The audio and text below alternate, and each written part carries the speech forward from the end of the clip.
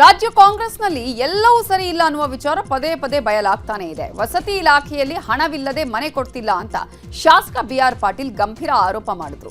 ಈ ವಿಚಾರ ರಾಜ್ಯ ರಾಜಕಾರಣದಲ್ಲಿ ಕೋತ ಅಂತ ಕುದಿತಾ ಇದೆ. ಹೀಗಿರುವಾಗಲೇ ಇವತ್ತು ಕಾಂಗ್ರೆಸ್ ಶಾಸಕ ರಾಜೀವ್ ಕಾಗೆ ಕೂಡ ಅಸಮಾಧಾನ ಹೊರ ಹಾಕಿದ್ರು.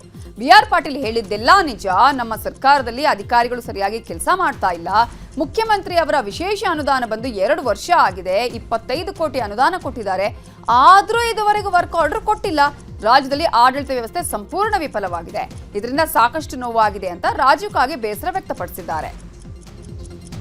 ನಾನು ನೋಡಪ್ಪ ಸ್ಪಷ್ಟವಾಗಿ ಹೇಳ್ತೀನಿ, ಆ ಬಿಆರ್ ಪಾಟೀಲ್ ಹೇಳಿದ್ರಲ್ಲ ಅವ್ರ ಆಪುಕತೆ ನಮ್ದು ಪರಿಸ್ಥಿತಿ ಆಗೈತಿ.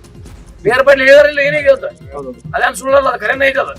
ನಂದು ತಗೋರಿ ಅದನ್ನ. ರಾಜೀವ್ ಕಾಗೆ ಅವರು ಬಿಆರ್ ಪಾಟೀಲ್ಗೆ ಬೆಂಬಲಿಸು ಮಾತಿದ್ದನ್ನ ನನ್ನ 2 ವರ್ಷ ಆಯ್ತ್ರಿ ಕಾಯಿ ಹೊಡೆದ.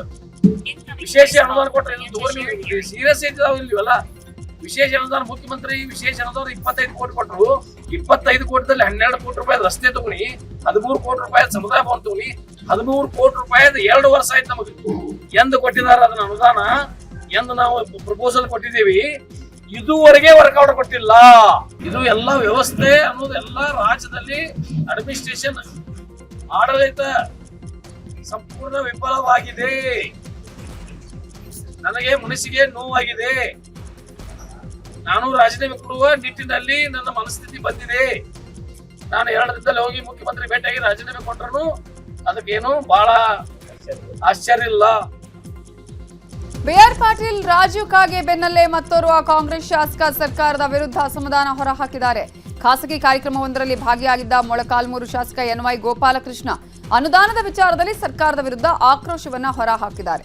ನಾನು ಎಂಎಲ್ಎ ಆಗಿ ನಮ್ಮ ಗ್ರಾಮದಲ್ಲಿ ಒಂದು ಚರಂಡಿ ರಸ್ತೆ ಕೂಡ ಮಾಡೋದಿಕ್ಕಾಗ್ಲಿಲ್ಲ, ಒಂದು ಒಳ್ಳೆಯ ಶಾಲೆ ಕಟ್ಟೋದಿಕ್ಕಾಗ್ತಿಲ್ಲ ಅಂತ ಅಸಮಾಧಾನ ಹೊರ ಹಾಕಿದ್ದಾರೆ.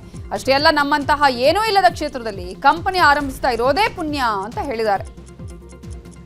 ಎಂಎಲ್ಎ ಆಗಿದ್ಕೊಂಡು ನಮ್ಮ ಗ್ರಾಮಗಳಲ್ಲಿ ಒಂದು ಚರಂಡಿ ಮಾಡೋಕ್ಕಾಗ್ತಾ ಇಲ್ಲ, ನಮಗೆ ಒಂದು ರಸ್ತೆ ಮಾಡೋಕ್ಕಾಗೋದಿಲ್ಲ, ಯಾವುದಾದ್ರೂ ಒಂದು ಒಳ್ಳೆ ದೂರದ ಒಂದು ಕಣ್ಣಿಗೆ ಕಾಣ್ತಕ್ಕಂಥ ಒಂದು ಶಾಲೆ ಕಟ್ಟಕ್ಕಾಗಲ್ಲ. ಅಂತ ಪರಿಸ್ಥಿತಿಗಳಲ್ಲಿ ಈ ಜನಗಳ ಮಧ್ಯದಲ್ಲಿ ಈ ಫ್ಯಾಕ್ಟ್ರಿ ನಡೆಸ್ಕೊಂಡು ಹೋಗ್ತಾರ ಅನ್ನೋದೊಂದು ಬಹಳ ಅದ್ಭುತವಾಗಿರ್ತಕ್ಕಂಥ ಒಂದು ಪ್ರಶ್ನೆ ಆಗಿತ್ತು. ಯಾಕಂದ್ರೆ ಅವರೇನಾದ್ರು ಪಾಪ having so much of faith and confidence in our people, they have all the way they have come, they have established such a big larger. ವಸತಿ ಇಲಾಖೆಯಲ್ಲಿ ಭ್ರಷ್ಟಾಚಾರ ಆರೋಪ ವಿಚಾರಕ್ಕೆ ಕುರಿತಂತೆ ಸಚಿವ ಜಮೀರ್ ಅಹಮದ್ ರಾಜೀನಾಮೆ ನೀಡಬೇಕು ಅಂತ ಶಿವಮೊಗ್ಗ ಜಿಲ್ಲೆ ಸಾಗರದ ಕಾಂಗ್ರೆಸ್ ಶಾಸಕ ಬೇಳೂರು ಗೋಪಾಲಕೃಷ್ಣ ಆಗ್ರಹಿಸಿದ್ದಾರೆ. ಸಚಿವ ಜಮೀರ್ ಅವರನ್ನ ತನಿಖೆಗೆ ಒಳಪಡಿಸಬೇಕು, ತನಿಖೆ ನಡೆಯೋ ತನಕ ರಾಜೀನಾಮೆ ಕೊಡೋದು ಒಳ್ಳೆಯದು, ತನಿಖೆ ಮುಗಿದ ನಂತರ ಬೇಕಾದ್ರೆ ಮತ್ತೆ ಮಂತ್ರಿ ಆಗಲಿ ಅಂತ ಸ್ವಪಕ್ಷದ ಶಾಸಕ ಬೇಳೂರು ಗೋಪಾಲಕೃಷ್ಣ ಹೇಳಿದ್ದಾರೆ. ಯೋಜನೆ ಬಗ್ಗೆ ಆರೋಪ ನೀವು ಕೇಳಿದಿರಿ. ನಾನು ಹೇಳೋದು ಏನಂದರೆ, ಇವತ್ತು ಒಬ್ಬ ಹಿರಿಯ ಸದಸ್ಯರು ಇವತ್ತು ಏನು ಅಪಾದನೆ ಮಾಡಿದ್ದಾರೆ, ನನ್ನ ಲೆಕ್ಕ ಇದೇನಾದ್ರು ತನಿಖೆ ಮಾಡಿ ಅದು ತಪ್ಪಿಸೋ ಥರ ಮಂತ್ರಿ ರಾಜೀನಾಮೆ ಕೊಡೋದು ಒಳ್ಳೆಯದಾಗುತ್ತೆ. ಇದರಲ್ಲಿ 2 ಮಾತಿಲ್ಲ ಇದರಲ್ಲಿ.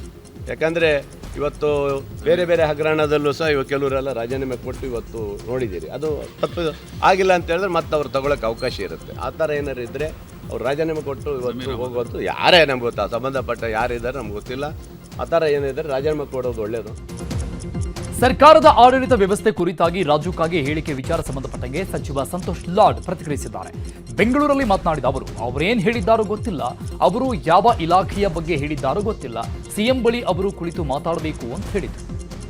ಡಿಪಾರ್ಟ್ಮೆಂಟ್ ವೈಸ್ ರಿವ್ಯೂ ಬೇಕಿದ್ರೆ ನಮ್ಮ ಡಿಪಾರ್ಟ್ಮೆಂಟ್ ನಾವು ಹೇಳ್ಬೋದು, ಅವ್ರು ಯಾವ ಪರ್ಟಿಕ್ಯುಲರ್ ಒಂದು ಡಿಪಾರ್ಟ್ಮೆಂಟ್ ಬಗ್ಗೆ ಹೇಳಿದ್ರೆ ನನಗೆ ಗೊತ್ತಿಲ್ಲ. ಸರ್ಕಾರ ಅಂದ ತಕ್ಷಣ ಎಲ್ಲ ಇಲಾಖೆಗಳು ಬರ್ತವೆ, ಅದು ಜನರಲ್ ಆಗುತ್ತೆ. ಅವ್ರಿಗೆ ಸ್ಪೆಸಿಫಿಕ್ ನೀವು ಕೇಳ್ರಿ. ಈಗ ಕಳೆದ every month every second month ನಾವು CLP ಮೀಟಿಂಗ್ ಕರಿತೀವಿ. ಅಲ್ಲಿ ಮಾನ್ಯ ಮುಖ್ಯಮಂತ್ರಿಗಳು, ನಮ್ಮ ಪಕ್ಷದ ಅಧ್ಯಕ್ಷರು ಅಡ್ರೆಸ್ ಮಾಡ್ತೀವಿ, ಎಲ್ಲ ಮಿನಿಸ್ಟರ್ ಕೂಡ ಇರ್ತಾರೆ. ಇದ್ರ ಮೇಲೆ ಡೆಫಿನೆಟ್ಲಿ ಅವ್ರದ್ದೇನೋ ಗ್ರಿವೆನ್ಸಸ್ ಇದ್ದರೆ I recommend, only request, humble request, ಮುಖ್ಯಮಂತ್ರಿ ಅವ್ರ ಹತ್ರ ಕೂತ್ಕೊಂಡು ಮಾತನಾಡ್ತಕ್ಕದ್ದು ಸೂಕ್ತ ಅಂತ ನನ್ನ ವೈಯಕ್ತಿಕ ಅಭಿಪ್ರಾಯ. Only I can make humble request. ಈ ಥರ ಹೇಳಿಕೆಗಳು ಕೊಟ್ಟ ತಕ್ಷಣ ನೀವು ನಮ್ಮನ್ನು ಕೇಳಿದ್ರೆ ನಮ್ಮ ಹತ್ರ ಯಾವ ರೀತಿಯಿಂದ ಉತ್ತರ ಸಿಗೋದಿಲ್ಲ. ಯಾಕಂದರೆ I cannot comment on behalf of him, because ಅವ್ರಿಗೆ ಏನು ಪ್ರಾಬ್ಲಮ್ ಆಗಿದೆ, ಯಾವ ದೃಷ್ಟಿಯಿಂದ ಹೇಳಿದ್ರೆ ನನಗೆ ಗೊತ್ತಿಲ್ಲ. ಕಾಂಗ್ರೆಸ್ ಶಾಸಕ ಬಿಆರ್ ಪಾಟೀಲ್ ಹೇಳಿಕೆ ಕಾಂಗ್ರೆಸ್ ಪಾಳೆಯದಲ್ಲಿ ಅಲ್ಲೋಲ ಕಲ್ಲೋಲವನ್ನೇ ಸೃಷ್ಟಿ ಮಾಡಿದೆ. ಅಷ್ಟೇ ಅಲ್ಲ, ಇದನ್ನೇ ಅಸ್ತ್ರವನ್ನಾಗಿ ಮಾಡಿಕೊಂಡ ವಿಪಕ್ಷ ನಾಯಕರು ಕಾಂಗ್ರೆಸ್ ಸರ್ಕಾರದ ವಿರುದ್ಧ ಮುಗಿಬಿದ್ದಿದ್ದಾರೆ. ಬೆಂಗಳೂರಿನ ಬಿಜೆಪಿ ಕಚೇರಿಯಲ್ಲಿ ಮಾಜಿ ಸಿಎಂ ಬಿಎಸ್ ಯಡಿಯೂರಪ್ಪ ಮಾತನಾಡಿ, ರಾಜಕಾಗಿ ಒಬ್ಬರೇ ಅಲ್ಲ, ಈ ಸರ್ಕಾರದಲ್ಲೂ ಇನ್ನೂ 10 ಜನ ಇದ್ದಾರೆ, ಮುಂದೆ ಒಬ್ಬೊಬ್ಬರಾಗಿಯೇ ಹೇಳ್ತಾರೆ ಅಂತ ಹೇಳಿದ್ರು. ಇನ್ನು ಇದೇ ವೇಳೆ ಬಿಜೆಪಿ ನಾಯಕರು ರಾಜ್ಯ ಸರ್ಕಾರದ ವಿರುದ್ಧ ಆಕ್ರೋಶವನ್ನ ವ್ಯಕ್ತಪಡಿಸಿದ್ರು. 4 ಬಾರಿ ಕಾಂಗ್ರೆಸ್ MLA ಆಗಿರುವಂಥ BR ಪಾಟೀಲ್ ಅವರೇನೆ ಮನೆಗಳನ್ನು ಕೊಡೋದ್ರ ಸಂದರ್ಭದಲ್ಲಿ ಲಂಚ ಕೊಡದೆ, ದುಡ್ಡು ಕೊಡದೆ ಏನು ಕೆಲಸ ಆಗೋದಿಲ್ಲ ಅನ್ನುವಂಥ ಗುರುತರವಾದಂಥ ಆರೋಪವನ್ನು ಮಾಡಿದ್ದಾರೆ. ಮತ್ತು ಮುಖ್ಯಮಂತ್ರಿಗಳು ಕರೆದ್ರೆ ಅವ್ರ ಮುಂದೆನೂ ಸಹ ನಾನು ವಾಸ್ತವಿಕ ಸ್ಥಿತಿಯನ್ನು ತಿಳಿಸ್ತೇನೆ ಅಂತ ಹೇಳಿದ್ದಾರೆ. ಅಂದರೆ ಮುಖ್ಯಮಂತ್ರಿಗಳೇ ಇವತ್ತು BR ಪಾಟೀಲ್ ಕರೆದು ಅವ್ರು ಬಾಯಿ ಮುಚ್ಚುವಂಥ ಪ್ರಯತ್ನ ಮಾಡ್ಬೋದು ಅನ್ನೋ ಆತಂಕ ನಮಗಿದೆ. ಮತ್ತು ಇದೆಲ್ಲ ಸಂಗತಿಗಳನ್ನು ರಾಜ್ಯದ ಉದ್ದಗಲಕ್ಕೆ ನಮ್ಮ ಕಾರ್ಯಕರ್ತರಿಗೆ ತಿಳಿಸಿ ಯಾವ ರೀತಿಯ ಹೋರಾಟವನ್ನು ಮುಂದೆ ಬರೋ ದಿವಸಗಳಲ್ಲಿ ಮಾಡಬೇಕು ಅನ್ನೋದ್ರ ಬಗ್ಗೆಯೂ ಸಹ ಯೋಚನೆಯನ್ನು ಮಾಡ್ತಾ ಇದ್ದೇವೆ. ಎಲ್ಲ ಸಂಗತಿಗಳ ಬಗ್ಗೆ ಸಾಕಷ್ಟು ಚರ್ಚೆ ಆಗಿದೆ. ಇಷ್ಟೆಲ್ಲ ಅವ್ಯವಹಾರ ಆಗಿ ಜಮೀರ್ ಅಹಮದ್ ಖಾತೆಯಲ್ಲಿ ಕೋಟ್ಯಾಂತರ ರೂಪಾಯಿ ಲೂಟಿ ಆಗ್ತೈತೆ ಅಂತ ಅವ್ರ ಶಾಸಕರೇ ಹೇಳಿದ ಮೇಲೇ ಮನೆಗೆ ಕಾಸು ಕೊಟ್ಟರೆ ಮನೆ, ಇಷ್ಟೆಲ್ಲ ಇದ್ದರೂ ಕೂಡ ಅವ್ರ ಮೇಲೆ ಏನು ಕ್ರಮ ಇಲ್ಲ. ಸಿದ್ದರಾಮಯ್ಯನವರು ಇದ್ರ ಬಗ್ಗೆ ಮಾತಾಡೋದೇ ಇಲ್ಲ ಅಂತ ಹೇಳಿದ್ರೆ ಈ ಸರ್ಕಾರ ಪೂರ್ತಿ ರಕ್ಷಣೆ, ಕಾಸು ಮಾಡೋರಿಗೆ ರಕ್ಷಣೆ ಕೊಡುವಂಥ ಸಿದ್ದರಾಮಯ್ಯ ದಮ್ಮಿದ್ರೆ ಸಿದ್ದರಾಮಯ್ಯನಿಗೆ ಅವ್ರ ಮೇಲೆ ಕ್ರಮ ತೆಗೆದುಕೊಳ್ಬೇಕು. ಇಲ್ಲ ಅಂದರೆ ಸಿದ್ದರಾಮಯ್ಯನವ್ರಿಗೆ ದಮ್ಮಿಲ್ಲ, ಮುಖ್ಯಮಂತ್ರಿ ಆಗೋಕ್ಕೆ ತಾಕತ್ತಿಲ್ಲ. ಅಭಿವೃದ್ಧಿ ಅಂತೂ ಸಂಪೂರ್ಣವಾಗಿ ನಿಂತು ಹೋಗಿದೆ, ಶೂನ್ಯ ಆಗಿದೆ. ಅದು ಒಂದು ಕಡೆ ಇದ್ದರೆ, ಇವತ್ತು ಅಧಿಕಾರಿಗಳ ವರ್ಗಾವಣೆಯಲ್ಲಿ ಬಹಳ ದೊಡ್ಡ ಭ್ರಷ್ಟಾಚಾರ ನಡೀತಾ ಇದೆ. ಅದು ಸ್ಥಳೀಯ ಮಟ್ಟದಿಂದ ಹಿಡಿದು ರಾಜ್ಯ ಮಟ್ಟದ ಅಧಿಕಾರಿಗಳಲ್ಲಿ ಭಾಳಷ್ಟು ಭ್ರಷ್ಟಾಚಾರ ವ್ಯವಹಾರ ನಡೆದಿದೆ. ಹೀಗಾಗಿ ಪ್ರಾಮಾಣಿಕ ಅಧಿಕಾರಿಗಳ ನೈತಿಕತೆ ಸಂಪೂರ್ಣ ಕುಸಿದು ಹೋಗಿದೆ. ಆಡಳಿತ ಪಕ್ಷದ ಶಾಸಕರೇ ಬೇಸತ್ತು ಈಗ ಹಲವಾರು ಭ್ರಷ್ಟಾಚಾರದ ವ್ಯವಸ್ಥೆ ಪ್ರಕರಣಗಳನ್ನು ತೆಗೆದಾಗಲೂ ಕೂಡ ರಾಜ್ಯದ ಸರ್ಕಾರ, ಮುಖ್ಯಮಂತ್ರಿಗಳು ಅದರ ಬಗ್ಗೆ ತುಟಿ ಕಂತ ಇಲ್ಲ. ನನಗೆ ಅರ್ಥ ಆಗೋದಿಲ್ಲ. ಸಂಪುಟದ ಸಹೋದ್ಯೋಗಿಗಳು ಸಂಪುಟದಲ್ಲಿ ಚರ್ಚೆ ಮಾಡ್ಬೋದು, ವೈಯಕ್ತಿಕ ಚರ್ಚೆ ಮಾಡ್ಬೋದು, ಆದರೆ ಬಹಿರಂಗವಾಗಿ ಪತ್ರ ಬರೀತಾರೆ ಅಂತಂದರೆ ಈ ರಾಜ್ಯದಲ್ಲಿ ಸಂಪುಟದಲ್ಲೂ ಕೂಡ ಸಾಮರಸ್ಯ ಇಲ್ಲ, ಒಬ್ರಿಗೊಬ್ಬರು ವಿಶ್ವಾಸ ಇಲ್ಲ, ಮತ್ತು ಅವರು ಎತ್ತುವಂಥ ವಿಚಾರಗಳಿಗೆ ಸ್ಪಂದನೆ ಸಿಗೋದಿಲ್ಲ ಅಂಥೇಳಿ ಬಹಿರಂಗಗೊಳಿಸ್ತಾ ಇದ್ದಾರೆ ಅಂತ ನನಗನ್ನಿಸ್ತಾ ಇದೆ. ಹುಣ್ಣಿಗೆ ಕನ್ನಡಿ ಹಿಡಿಬೇಕಾದ ಅವಶ್ಯಕತೆ ಹೇಗಿಲ್ವೋ, ಕಾಂಗ್ರೆಸ್ಗೆ ಮತ್ತು ಕಾಂಗ್ರೆಸ್ನ ಭ್ರಷ್ಟಾಚಾರಕ್ಕೆ ದುರ್ಬೀನು ಹಾಕಿ ನೋಡಬೇಕಾದ ಅವಶ್ಯಕತೆ ಇಲ್ಲ. ಭ್ರಷ್ಟಾಚಾರವನ್ನು ಬಿಟ್ಟು ಕಾಂಗ್ರೆಸ್ ಇಲ್ಲ, ಕಾಂಗ್ರೆಸ್ಸನ್ನು ಬಿಟ್ಟು ಭ್ರಷ್ಟಾಚಾರ ಇಲ್ಲ. BR ಪಾಟೀಲ್ ಏನು ಹೇಳಿದರು, ಮನೆಗೆ ಹಣ ಕೊಟ್ಟವ್ರಿಗೆ ಮನೆ ಸಿಗುತ್ತೆ ಅನ್ನೋದು, ಅದು ಅಂಗೈ ಹುಣ್ಣಿನಷ್ಟೇ ಭಾಳ ಸ್ಪಷ್ಟವಾಗಿರೋ ಸಂಗತಿ. ಇನ್ನು ಅಭಿವೃದ್ಧಿ ಕೆಲಸ ಏನಾಗ್ತಿಲ್ಲ ಅನ್ನೋದನ್ನು ನಾವು ವಿಧಾನಸಭೆ ವಿಧಾನ ಪರಿಷತ್ನಲ್ಲಿ ಆರೋಪ ಮಾಡ್ತಿದ್ವಿ. ರಾಜು ಕಾಗೆ ಅವರು BJP ಶಾಸಕರಲ್ಲ, ಅವರು ಓಪನ್ ಆಗಿ ಹೇಳಿಕೆ ಕೊಟ್ಟಿದ್ದಾರೆ. ಒಂದು ರೂಪಾಯಿ ಕೆಲಸ ಆಗ್ತಿಲ್ಲ, ನಾವು ಹಿಂದೆ ನಾಮಕಾವಸ್ಥೆ ಪಟೇಲ್ರು ಅಂತ ಊರಿಗೆ ಕರಿತಿದ್ರು, ಅವರಿಗೆ ಪಟೇಲ್ಗಿರಿ ಇರ್ತಿತ್ತು, ಆದರೆ ಅಧಿಕಾರ ಇರ್ತಿರಲಿಲ್ಲ. ನಾಮಕಾವಸ್ಥೆ ಶಾಸಕರಾಗಿದ್ದೀವಿ, ಇದ್ರ ಬದಲಿಗೆ ನಾವು ರಾಜೀನಾಮೆ ಕೊಡೋದೇ ಸೂಕ್ತ ಅಂತ ಅವ್ರು ಹೇಳಿದ್ದಾರೆ. ಇದು ಅಭಿವೃದ್ಧಿ ಅನ್ನೋದು ನಿಂತು ಹೋಗಿದೆ, ಬರೀ ಭ್ರಷ್ಟಾಚಾರ ಮಾತ್ರ ನಡೀತಾ ಇದೆ. ಶಾಸಕ BR ಪಾಟೀಲ್ ಆಡಿಯೋ ಬಾಂಬ್ ಕುರಿತಂತೆ ಸಿಎಂ ಸಿದ್ದರಾಮಯ್ಯ ಪ್ರತಿಕ್ರಿಯಿಸಿದ್ದಾರೆ. ರಾಯಚೂರಿನ ಮಹರ್ಷಿ ವಾಲ್ಮೀಕಿ ವಿಶ್ವವಿದ್ಯಾಲಯದ ನಾಮಫಲಕ ಅನಾವರಣದ ವೇಳೆ ಮಾತನಾಡಿದ್ರು. ರಾಯಚೂರು ಕಾಂಗ್ರೆಸ್ ಕಾರ್ಯಕ್ರಮಕ್ಕೆ BR ಪಾಟೀಲ್ ಗೈರಾಗಿರುವ ಬಗ್ಗೆ ಸಿಎಂ ಪ್ರತಿಕ್ರಿಯೆ ಕೊಟ್ಟಿದ್ದಾರೆ. BR ಪಾಟೀಲ್ಗೆ ಕಾರ್ಯಕ್ರಮಕ್ಕೆ ಬಾ ಅಂತ ನಾನು ಕರೆದಿದ್ದೆ ಅಂತ ಹೇಳಿದ್ರು. ಅಲ್ಲದೆ ವಸತಿ ಇಲಾಖೆಯಲ್ಲಿ ಭ್ರಷ್ಟಾಚಾರ ಆರೋಪಿತ ವಿಚಾರವಾಗಿ ಸ್ಪಷ್ಟನೆ ಕೇಳಿದ್ದೇನೆ. ಇದೇ 25ಕ್ಕೆ ಬಂದು ಭೇಟಿ ಆಗ್ತೇನೆ ಅಂತ ಹೇಳಿದ್ದಾರೆ. ಅವರ ಹೇಳಿಕೆ ಬಗ್ಗೆ ನಾನು ಸ್ಪಷ್ಟನೆ ಕೇಳುತ್ತೇನೆ ಅಂತ ಹೇಳಿದ್ದಾರೆ. ಮಾಡೋರು ಯಾರು ಇನ್ವೈಟ್ ಮಾಡೋರು? ನಾನು ರಾಯಚೂರು ಬಪ್ಪ ಅಂತ ಕೇಳಿದ್ದೆ, ಅವರು ನನ್ನ ಕರೆದಿಲ್ಲ, ಬರಲ್ಲ ಅಂತ ಹೇಳ್ದ. 25ನೇ ತಾರೀಕು ಬರ್ತೀನಿ ಅಂತ ಹೇಳ್ದ. ಬಾಪ 25ಕ್ಕೆ ತಪ್ಪದೆ ಬಂದು ಭೇಟಿ ಆಗು ಅಂತ ಹೇಳಿದ್ದೆ. ವಸತಿ ಇಲಾಖೆಯಲ್ಲಿ ಮನೆಗಳನ್ನು ಹಂಚೋದಕ್ಕೆ ಲಂಚ ಪಡೆಯಲಾಗ್ತಿದೆ ಅನ್ನೋ ಆಳಂದ ಶಾಸಕ ಬಿಆರ್ ಪಾಟೀಲ್ ಆರೋಪ ರಾಜ್ಯ ರಾಜಕೀಯದಲ್ಲಿ ಸಂಚಲನ ಮೂಡಿಸಿದೆ.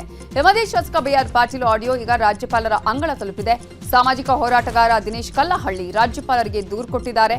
ಬಿಆರ್ ಪಾಟೀಲ್ ಆಡಿಯೋ ಕುರಿತು ಪ್ರಾಥಮಿಕ ತನಿಖೆಗೆ ಆದೇಶ ನೀಡಿ, ಹಾಗೆಯೇ ಭ್ರಷ್ಟಾಚಾರ ನಿಗ್ರಹ ಕಾಯ್ದೆಯಡಿ ವಸತಿ ಸಚಿವರ ವಿರುದ್ಧ ಕ್ರಮ ಕೈಗೊಳ್ಳಿ ಅಂತ ಮನವಿ ಮಾಡಿದ್ದಾರೆ. ಈಗ ರಾಜಕೀಯದ ಪ್ರಮುಖ ಸುದ್ದಿಗಳನ್ನು ನೋಡೋಣ.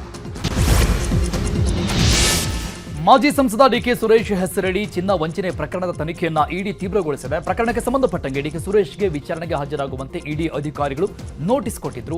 ಅದರಂತೆ ಇವತ್ತು ಶಾಂತಿನಗರದ ಇಡಿ ಕಚೇರಿಯಲ್ಲಿ ವಿಚಾರಣೆಗೆ ಹಾಜರಾದರು. ಸತತ 6 ಗಂಟೆಗೂ ಹೆಚ್ಚು ಸಮಯ ಅಧಿಕಾರಿಗಳು ವಿಚಾರಣೆಗೆ ಒಳಪಡಿಸಿದ್ರು. ಬಳಿಕ ಮಾತನಾಡಿದ ಡಿಕೆ ಸುರೇಶ್, ಇಡಿ ವಿಚಾರಣೆಗೆ ಹಾಜರಾಗಿ ಅವರು ಕೇಳಿರೋ ಎಲ್ಲ ಪ್ರಶ್ನೆಗಳಿಗೆ ಉತ್ತರ ಕೊಟ್ಟಿದ್ದೇನೆ. 8ನೇ ತಾರೀಕಿಗೆ ಮತ್ತೆ ಬರೋದು ಕೇಳಿದ್ದಾರೆ. ಕನ್ನಡ ರಾಜ್ಯೋತ್ಸವ ಕಾರ್ಯಕ್ರಮಕ್ಕೆ ಕರೆದಿದ್ರು, ಹೋಗಿದ್ದೆ. ಅದು ಬಿಟ್ಟು 2 ಕಾರ್ಯಕ್ರಮಕ್ಕೆ ಹೋಗಿದ್ದೆ ಅಷ್ಟೇ. ಹಣ ಮತ್ತು ಚಿನ್ನದ ಬಗ್ಗೆ ಗೊತ್ತಿಲ್ಲ ಅಂತ ಹೇಳಿದ್ರು. ದುರ್ಬಳಕೆ ಮಾಡಿಕೊಂಡಿದ್ದಾರೆ. ಆ ದುರ್ಬಳಕೆ ಮಾಡಿಕೊಂಡಿರೋದ್ರಿಂದ ಕೆಲವರೆಲ್ಲರೂ ಕೂಡ ನನ್ನ ಮೇಲೆ ಸಂಬಂಧ ಇದೆ ಅಂತೇಳಿ ತಿಳ್ಕೊಂಡು ಸಾಕಷ್ಟು ಹಣವನ್ನು ಕಳ್ಕೊಂಡಿದ್ದಾರೆ. ಅವರ ಹೇಳಿಕೆಗಳಿಗೆ ಸಂಬಂಧಿಸಿದಂತೆ ಕೆಲವೊಂದು ಪ್ರಶ್ನೆಗಳು ಇದ್ದದ್ರಿಂದ ಸಮಯ ಬಹಳಷ್ಟು ಮುಗೀತು. ಇನ್ನೂ ಅನೇಕ ವಿಚಾರಗಳನ್ನು ಕೇಳಬೇಕು ಅಂತೇಳಿ ಇನ್ನೊಂದು ದಿನ ಬರಬೇಕು ಅಂತ ಹೇಳಿದ್ದಾರೆ. ಅದಕ್ಕೆ ಸಹಮತಿಯನ್ನು ವ್ಯಕ್ತಪಡಿಸಿದ್ದಾರೆ. ಇನ್ನು ಐಶ್ವರ್ಯ ಗೌಡ ವಂಚನೆ ಪ್ರಕರಣ ಸಂಬಂಧಪಟ್ಟಂಗೆ ಕುಣಿಗಲ್ ಶಾಸಕ ರಂಗನಾಥ್ ಮಾತನಾಡಿ, ಇಡಿ ಅವರಿಗೆ ನಮಗೂ 2017ರಿಂದ ಸಂಬಂಧ ನಡೀತಾ ಇದೆ. ಐಶ್ವರ್ಯ ಗೌಡ ಡಿಕೆ ಸುರೇಶ್ ತಂಗಿ ಅಂತ ವಂಚಿಸಿದ್ದಾರಂತೆ. ಡಿಕೆ ಸುರೇಶ್ಗೂ ಇದಕ್ಕೆ ಸಂಬಂಧವಿಲ್ಲ. ವಿರೋಧ ಪಕ್ಷದವರ ಮೇಲೆ ಇಡಿಗೆ ಪ್ರೀತಿ ಜಾಸ್ತಿ, ರಾಜಕೀಯ ಬಲವಾಗಿದ್ದಾರೆ ಅಂತ ಹೀಗೆ ಮಾಡಿದ್ದಾರೆ ಅಂತ ಹೇಳಿದರು. ಚಿನ್ನ ವಂಚನೆ ಪ್ರಕರಣದಲ್ಲಿ ಆರೋಪಿ ಐಶ್ವರ್ಯ ಗೌಡಗೆ ಇಡಿ ಅಧಿಕಾರಿಗಳು ಶಾಕ್ ಕೊಟ್ಟಿದ್ದಾರೆ. ಅಕ್ರಮ ಹಣ ವರ್ಗಾವಣೆ ಸಂಬಂಧ ಐಶ್ವರ್ಯ ಗೌಡಗೆ ಸೇರಿದ 2.01 ಕೋಟಿ ಮೌಲ್ಯದ ಫ್ಲಾಟ್ ಹಾಗೂ 1.97 ಕೋಟಿ ಮೌಲ್ಯದ ನಗದು ಚಿನ್ನಾಭರಣವನ್ನು ಇಡಿ ಸೀಸ್ ಮಾಡಿದೆ. ಆಕೆಯ ಪತಿ ಹರೀಶ್ ಹಾಗೂ ಇತರರ ವಿರುದ್ಧ ತನಿಖೆ ನಡೆಸಿತ್ತು ಇಡಿ.